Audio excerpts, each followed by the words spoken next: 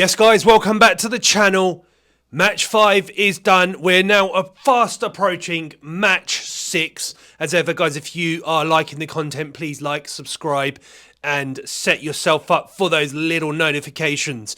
Let's just take a quick recap of last week. 5 draws in total. What a shit week for wins. Man City, Brighton, Palace, Southampton and Leicester all secured home draws against Arsenal, Forest, Man United, Everton and Ipswich. Elsewhere, Liverpool beat Bournemouth 3-0. Tottenham come from behind to beat Brentford 3-1. Aston Villa come from behind to beat Wolves 3-1. Top of the table, who do we have? We have Manchester City sitting pretty on 13 points, 12 points for Liverpool and Aston Villa, 11 for Arsenal, 10 for Chelsea and Newcastle, 9 for Brighton and Forest, 8 for Fulham, 7 for Spurs and Man United, 6 on their own is Brentford, 5 for Bournemouth, 4 for West Ham, 3 apiece for Leicester, Palace and Ipswich. And then everyone else is on 1 point. So the current relegation stands as Southampton, Everton and Wolves. But who gives a shit? Let's get into the week's fixtures. And we have some good ones this week. And we're kicking off with Newcastle and Man City at Newcastle. We have 73 wins for Newcastle, 78 wins for City. However, Newcastle have not beaten City in the Premier League since the 2019 season and have lost 8 of the last 9 matches. Newcastle coming off the back of a 3-1 defeat to Fulham. City with that 2-2 clutch last-minute goal from John Stones. I'm predicting a 2-1 win here for City. Newcastle have looked okay since the start of the season. How big a miss is Rodri going to be? Will it show up against a team like Newcastle? It might do, but I'm going to go for a 2-1 win here for City. Next, we have Arsenal versus Leicester at the Emirates. 72 wins for Arsenal, 33 wins for Leicester. Arsenal have won the last 5 Premier League matches between these two sides. Leicester haven't beaten Arsenal since the 2020 season. Leicester have 3 points so far. They have got 3 draws. And Arsenal are second in the table, third in the table maybe actually. Arsenal obviously coming off of that emphatic 2-2 draw as they succumbed to Man City in the 98th minute. They'll be buoyed by that. I can't see Leicester getting anything out of this game. I'm going for an Arsenal 3-0 victory. Doesn't matter whether they got Odegaard or not. I think they're going to be way too much for Leicester. Next we have an all-London derby between Brentford and West Ham. In this fixture we have 20 wins for Brentford, 24 wins for West Ham. Brentford have won 5 of the last 6 Premier League meetings between these two sides. West Ham looked absolutely shocking all at sea against Chelsea in their last match. They absolutely need to be better. Brentford have gone up twice in 22 seconds in their last 2 matches against City and then against Spurs and went on to lose. I'm predicting a 2-2 draw here for Brentford. I think West Ham might actually get the win, but I'm going for a 2-2 draw and precious points for West Ham on the road. Next we have Chelsea versus Brighton at Stamford Bridge. In this fixture we have 15 wins for Chelsea, 3 wins for Brighton. In the last 6 matches though, 2 wins for Chelsea, 2 wins for Brighton and 2 draws. Although Chelsea did do the double over them last season.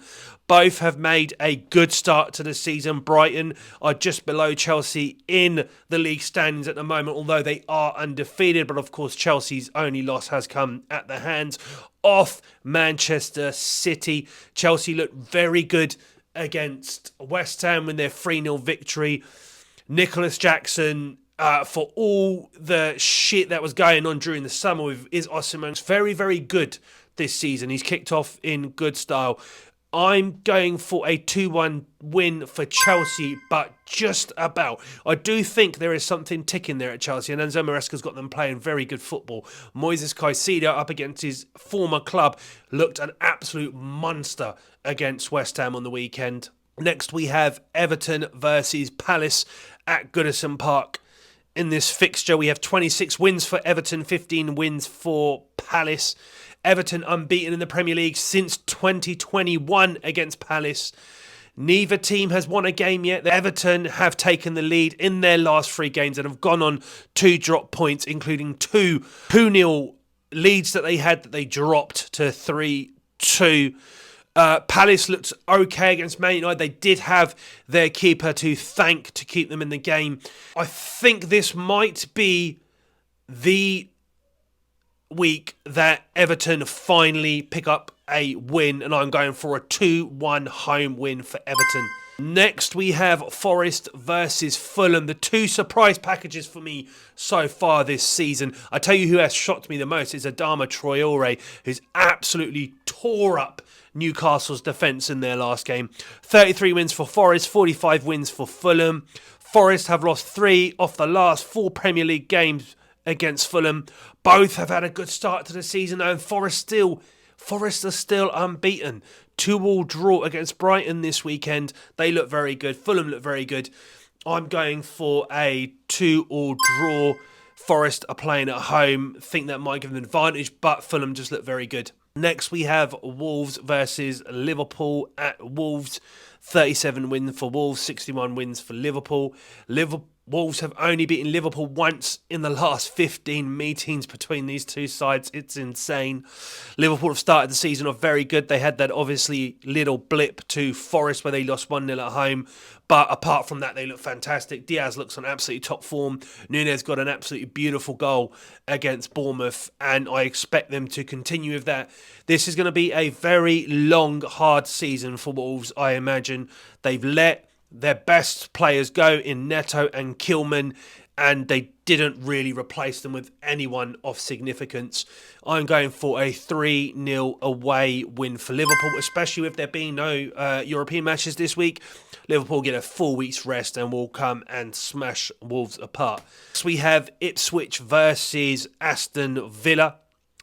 At Ipswich in this fixture alone, 20 wins for Ipswich, 26 wins for Villa. But of course, these two have not played each other since 2019 when Villa, the Champions League highflyers, were actually in the Championship. Villa have 4 wins so far and a loss. Their only loss, of course, coming to Arsenal. Ipswich have 3 points, which I think is a very good start if you consider that they played Liverpool and Man City in their first 2 games. They've then gone on to grab 3 points, a very late dramatic equaliser against Southampton on the weekend. Villa have gone behind in their last 2 matches but have managed to come back and secure victories. I'm going for a 2-1 win for Villa. It was really good to see Morgan Rogers get a couple of assists against Wolves. He's been playing so good, but the stats, because everyone's a stat man now, would tell you that he's not done anything, but he secured 2 assists as Villa beat Wolves 3-1. So 2-1 win for Villa. We have probably the biggest tie of the week, which is the clash for 4th and 5th place at the end of the season. Manchester United versus Spurs, of course, at Old Trafford. 96 wins for Man United, 54 wins for Spurs. 2 of the last 3 meetings have been a draw. Both are on 7 points. Rashford was rested against Crystal Palace. Will he be back? Will he be back in the starting lineup? Solanke was in on the goals. Maddison was in on the goals. Spurs look very good as they beat Brentford 3-1 this weekend. Ooh, what are we going to go for? I think I'm going to go for a Manchester United home win 2-0. Spurs and Man United kind of look the same, to be honest, and I can just imagine that the way that Man United play, and they're very good on the counter-attack, and with Spurs' very, very high line, they are going to catch Spurs out and get a couple of goals. Last but not least, we have the South Coast Derby, Bournemouth versus Southampton. In this fixture alone, 9 wins for Bournemouth, 16 wins for Southampton. Both of them won 1-0 away against each other last time Southampton was in the Premier League, which was, of course, 2 seasons ago. Bournemouth have looked good so far this season. They even looked good in their 3-0 loss to Liverpool.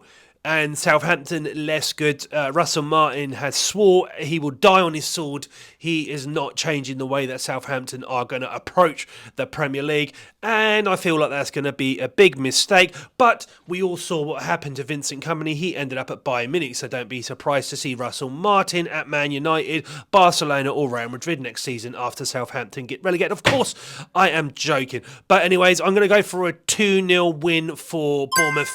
I think they'll have more than enough. And I'm hoping, because he's been good so far, he just hasn't managed to register a goal. I hope Evan Nielsen manages to secure his first Bournemouth goal after his move from Porto. Well, there we go, guys. That is the predictions for this weekend. Please let me know your predictions in the comments below. And as ever, if you are liking the content, please like, subscribe, and press the notification. And I will see you at the next week.